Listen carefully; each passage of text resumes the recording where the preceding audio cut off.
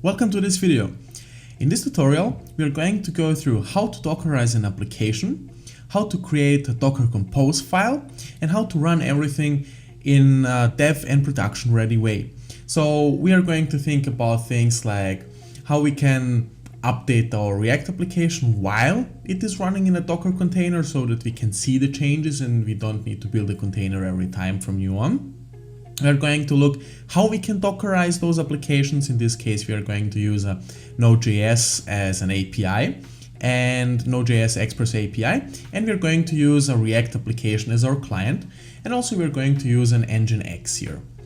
And we are also going to see how we can push those images to Docker. So let us start.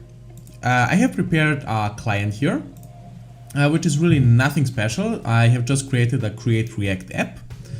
And here is our package.json. I have just added one dependency here, which is Axios. I will also post a link for this code in the description below, so you can download everything from there. And here I have created a very simple app. So there is one function that is getData. We are going to call our API and getData. I will explain why this is an API and why we don't have some HTTP something here. Then we will just set the state and print those values out here. So really nothing special. And here we have our server. I have created a package.json file where we are going to serve an Express API. We configure a course, nodemon in order to be able to see our changes, and a body parser. And we have two scripts, one dev that is running with nodemon and one for starting our index.js file. And this is pretty much everything our server does. So we have one route here, which is the data route. We are setting some headers here and returning just a JSON file back. So let us start by adding our Docker file to our client application. So let's add a Docker file here. And now we need to configure what we need here. So first of all, we want a base image. So this is going to be an image on which our application is going to run. So we could, for example, install Linux, but Linux is a quite intensive, a complex one. So it's going to be like 2 GB or something, and this is going to take too long and it's an overkill. We don't need this in order just to run a React application. So we are going to go with a simple base image. Here we are going to go with Node. This is like a specific version I'm using here. Alpine. You could just probably get by using only the latest or just Alpine. Alpine means that we want the minimum, so the simplest one possible. So the one that's going to take the least amount of space and least amount of complexity to our application. So now we need to specify a work directory. So let's specify a work directory. In this case, we're going to specify app. So this is going to be the directory in which we are going to copy all files, in which everything is going to run. So for example, here, let's say we navigate to this client folder here. This is going to be our work directory. Everything is going to run here. But when we create a container, we don't have anything. We are just creating a container of this base node image. And this is not going to contain anything. So inside of that, we are going to create our app folder, which is going to be our working directory. Now we need to copy some files. So let us first copy our package.json file. Why? Because we could just copy everything like this. But then if we change something like something in the code, then everything would be rerun. We would run npm install and so on. And npm install, especially when using a larger project, is going to take like 5 to 10 minutes. So that's not the best approach. So what we want to do is copy only the package.json file, and afterwards we are going to run npm install. So this is going like when Docker runs this, it's going line by line. So, and if everything stays the same, the cache will be used and the lines will just be executed. But from the first spot that something changes, everything will be thrown away and everything will be rerun again. So let's say we don't change our package.json that often, right? So we are not going to run this script here. But if we change our package.json file, then we are going to run npm install. And afterwards, we are going to copy all the other files. So this represents everything from the root to the root, and our root here will be our working directory, so everything will be copied to app. We could have also specified it like that. And now we need to give it a command that's going to be run when we start up our container. So we are going to run npm run, and now we need to pick a script. So when we go to our package.json file inside of our client, we have some scripts here. We have a start, build, test, and eject script. So we are going to run the start script here. So basically, all we are doing here is running npm install and then starting our application. But it's going to, like, we are running everything out of a container. Okay, so far so good. The next thing we need to do is create a Dockerfile for our server. So let's create a new file here. Dockerfile, and basically we can copy everything from here to our Dockerfile inside our server. With one little thing, inside of our package.json here, I have created two scripts, one for running dev and one for start. So what we could do here is just run the dev. Okay. So inside of our Dockerfile in the server, we are running dev, npm run dev. And inside our Dockerfile in our client, we are running start. So you could define like those commands as you would like. So I have defined like here start, but we could write whatever we would like here. Okay, so far so good. Now we need to configure our Nginx. So why do we need to do that? Let me show you. Here, I'm not the best drawer, but I have created a simple explanation. So our requests, our traffic is coming in right now. We have an Nginx server that is going to expose a port. In this case, we're going to use, let's say, port 3080. And now, depending on the URL, this Nginx server is going to either reroute us to our API or it's going to reroute us to our client. So let's say we get something like this, API data. Then our Nginx server is going to reroute us to our API. And if you get something like just root, no API, then we're going to be rerouted to the client. Let me show you that. When we go to our Nginx folder, I have configured our default configuration here. So what do we have? You don't need to break your head around this, like Nginx is a topic on itself. But I'm going to fly over this and explain what this is actually doing. So we have a client and we have an API. And our API is listening on port 5000. As we can see here, I'm listening on port 5000. And we have this slash data here. So in a normal case, if we would like to call this, we would have something like HTTP localhost 5000 data, right? But since we are going to run this everything with Docker Compose, all of that is going to be set up inside a specific network. So we won't need to run all of this here. We will only need to run the name of the service. And in our Docker Compose file, we will define our service and then we will just write the name. We will define this as API. So this is how we are going to call this, API data. Okay, now let us return to our Nginx configuration.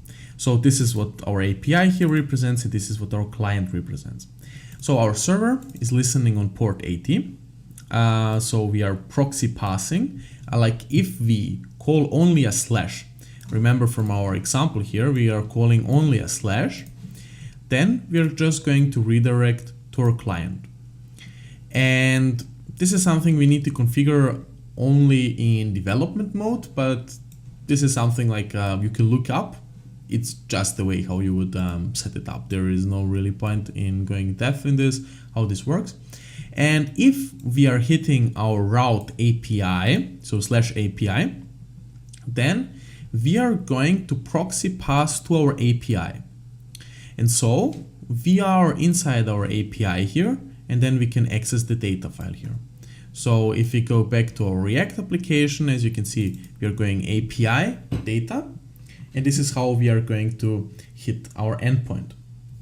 So let us now configure our Dockerfile for our Nginx configuration. So let me create a new file here and call it Dockerfile. So this is going to be pretty simple. Our base image is going to be Nginx. So there is just an Nginx image that we can use. And now the next thing we need to do is we need to copy our default.conf file inside our Nginx configuration. And the location where we need to copy this is the following. It is etc nginx conf.d/default.conf. So this is something you can look up if you want to go deeper into Nginx. Like this is just the location where this file is going to be stored. Okay, we have created our Docker file so far. Now there is only one thing missing. We need to create our Docker Compose file. So let's create a new file. Call it Docker Compose.yaml. You can call it YAML or YAML. And here we need to define the services that we are going to use. So we are having 3 services. And now let's define them. So we are going to use version 3. So with Docker Compose there are 3 versions so far, and 3 is the latest one which we are going to use. There is no like particular reason for using another version. Now let's define our services. So we are going to have an Nginx service, and we are going to have our API and client service. So let me just define those services so maybe it's easier for you to understand it. And client. So we will put a lot of configuration in there, but let me first define what I mean here. So our Nginx needs our API and client to work. So we are going to have an depends on here. And now we can specify an array here, and it is depending on our API and our client. And we can define like one more thing here, which is our restart policy. So we can define it as always. This means that if our server crashes for whatever reason, it's going to restart. And we can define like multiple solutions here. We could restart on a crash. We could never restart, which is the default, or we could restart always. So I'm going to leave it as always. Now our API. So our Nginx image needs to be built first. So let us specify our build. We want to specify our Dockerfile which we are using, which is Dockerfile. So this is big D. And now we need to specify our context. So the context is the location of our file. So as you can see, we want to build our Nginx image here. So we need to go into the Nginx folder, Nginx. And inside of our Nginx folder, we have our Dockerfile. So this is our file name. So we could change the name of this, call it like Dockerfile dev or something like this. And we need to specify our context where the file is located at. And one more thing that we need to specify is ports. For ports, we are going to map now. So remember, our Nginx configuration is listening on port 80. Now we have to specify our outside port, how our application is going to be reached, and now we need to specify our in port, so our target port. So our Nginx is listening on port 80. This is this port here, and this port is the port that is exposed to the outside world. So in this case, this is here. As our traffic is coming in, This is our outside port, and we are going to our target port, which is port 80. Okay, so far so good. Let us continue to our API here, which is also going to have a build, Dockerfile, and our context is going to be, remember, server. So server. One thing that we also would like to configure are volumes. So as I have mentioned, when we are developing our application, it would be nice to be able to see any changes that happen to our application. So if I change something, and I am going to change like a lot of things inside of the API and React, we would need to restart our containers and build them again and so on and so forth. So what we can do is specify a volume that stays the same and that our container is going to reference to. So in order to do that, again, we can specify an array here. First of all, we are going to map our node modules. So what I have done here, I'm mapping app node modules to app node modules. So we could write like, again here, app node modules, but we don't need to do that because we are mapping it on itself. And on the other hand, we are going to map our server to our app. So what we have done here is, this is our server folder, and this is inside of our PC, right? And when we are working inside of this index file, we wouldn't like to use the stuff that is inside a Docker container, but we would rather like to use the local things here that we are developing. So now we are referencing everything that is inside of this server file here to our app. And our app is our working directory inside of the container. And what we are doing here is excluding node modules. So we don't want to use this node modules here. I have installed this locally just for testing purposes, but we don't want to reference this. We want to reference the node modules inside of our container, inside of our working directory, which is our app directory here. And we want to do the same for our client.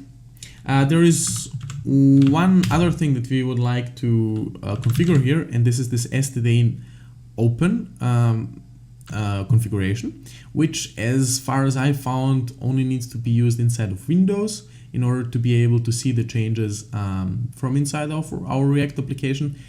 I'm not 100% sure why we need to use this on Windows and not on Linux and macOS, but if you're on Windows, just use this option here. And now we again need to configure our build here. Dockerfile is going to be our Dockerfile. Context is going to be our client. And again, we want to specify our volumes, which again, let me copy this here.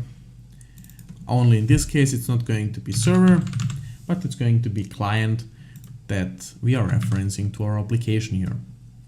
So far so good. We have configured the Docker files for building our Nginx container here, for building our client here, and for building our server here. And we have configured a Docker compose file from which we are going to run everything. So far so good. Let us try running this. In order to run this, just navigate to your root folder. So this is my root folder where we have our client, Nginx server, and most importantly our Docker compose file. So now we just run docker compose up, and if you want to build those images, you need to specify / build here, and let us run the command. So I have built this already before, so it's going to be using our cache here. But whenever you change something, it is going to run this again. For example, I have changed something inside of the client, and it is running the npm install here. And this is why it's nice to first copy the package.json file, since if nothing changed in our package.json file, the run npm is going to use again our cached layer. But if you copy everything at once, you're going to run npm install every time, which can be time consuming, and this is probably not the behavior that you would like to see. Also, one more thing, depending if you're running on a development environment or if you're running in a production environment, you of course wouldn't configure those volumes like this. In a production environment, you are not going to be changing everything constantly. You're going to build it once and use it just inside the application. But for a development purpose, this is much better. So if you would like to see how we could build this for a production version, how we could build certain pipelines with this and integrate everything in a CI/CD pipeline, leave a few comments and I'm going to update or put a new video on that topic. So everything seems to have started now. We have our client running here on localhost 3000. We have our API running on 5000, and here we have our Nginx configuration. So what we want to do now is go to localhost, and we want to go to localhost 380. Remember that we specify the port 380 in our Nginx configuration. And yeah, it seems to work. So I'm refreshing this. First, we are seeing undefined, and then we are fetching the results from our server, and here we are seeing our results. So great, it's working. I hope you learned a lot and it wasn't too fast for you or too slow. So I hope I could keep your attention for long enough. And if you would like me to see how I could build really production ready pipeline with this, or get more into topics like DevOps, leave comments down below. Or if you want to maybe see how I am building other projects or want to get into Python and DevOps, go over to noveltechmedia.com and join some courses there. So thank you so much for watching. I hope you enjoy the content and see you next time.